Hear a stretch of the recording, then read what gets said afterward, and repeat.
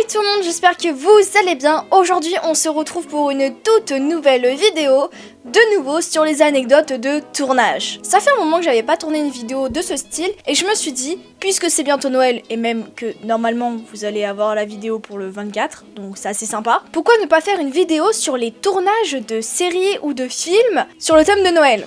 Donc aujourd'hui nous allons parler du Pôle Express et du Grinch. Pourquoi ces films? Parce que tout simplement je les adore. Donc j'espère que vous êtes bien installés et que vous êtes prêts pour la vidéo. C'est parti!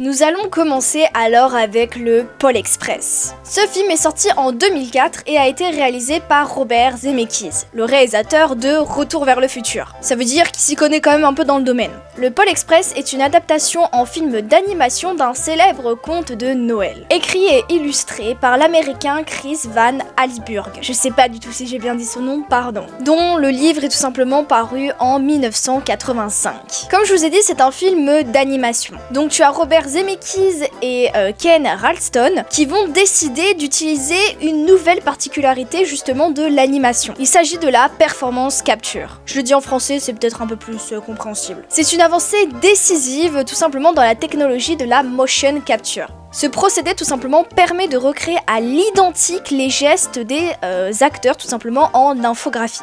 Ainsi, les postures de Tom Hanks sont reproduites alors à l'identique à l'écran. Passons à l'anecdote suivante. Tom Hanks joue dans ce magnifique film, mais il joue pas genre un seul personnage. Écoutez-moi bien, il joue 6 personnages différents dans le film. Le contrôleur du Pôle Express, le Père Noël, le clochard, la marionnette, le père du petit héros et le héros lui-même. Juste imaginez la gueule du générique quand même. Passons à l'anecdote suivante. Les billets de train en or. C'est quand même quelque chose ces billets. Ils portent tous le numéro 1225, soit 1225, qui représente déjà Noël, mais aussi c'est une référence tout simplement au train utilisé pour faire le Pôle Express. Le modèle tout simplement de cette locomotive est Père Marquette numéro 1225. Et justement, les bruits du Pôle Express ont été enregistrés avec cette véritable locomotive, qui circule toujours dans certaines villes, justement pendant la période de Noël. Autre petite anecdote assez spéciale quand même, si on parlait un petit peu de temps.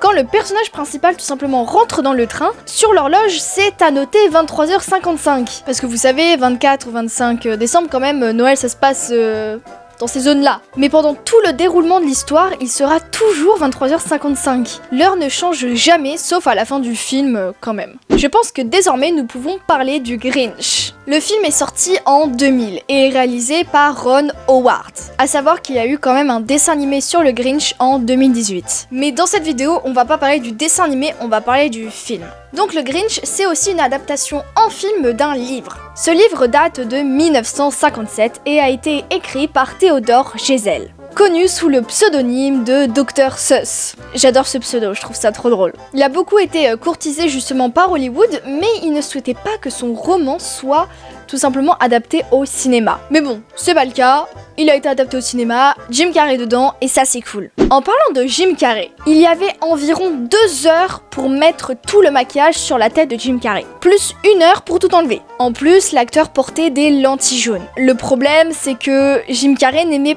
pas du tout porter ses lentilles. Donc justement, dans certaines scènes tout simplement du Grinch, des fois il avait pas de lentilles. Au final, en post-production, ils lui ont rajouté des yeux jaunes. Et justement, à certaines parties du film, on peut retrouver des images où tout simplement ils ont oublié de mettre les lentilles jaunes sur le Grinch en post-production. Chouville, c'est quand même la ville du film, où tu as tous les petits choux, voilà, qui sont trop mignons et qui sont dans la ville. Bon, par contre, j'ai jamais compris pourquoi ils avaient genre un nez comme ça, mais on va pas chercher, d'accord. Donc finalement, comment a été créé Chouville? Bon, on va pas vraiment parler de sa construction, on va juste situer l'endroit. Le décor de Chouville est situé dans les parcs Universal en Californie. Qui dit parc dit tout simplement des promeneurs. C'est-à-dire que pendant les pauses, Jim Carrey, qui était toujours dans le personnage de Grinch, parce que comme je vous ai dit, ça prenait énormément de temps à le maquiller, donc il allait pas se démaquiller tout de suite juste pour prendre un petit café, quoi. Et il allait s'amuser tout simplement à effrayer les passants. Franchement, ça m'étonne même pas de lui.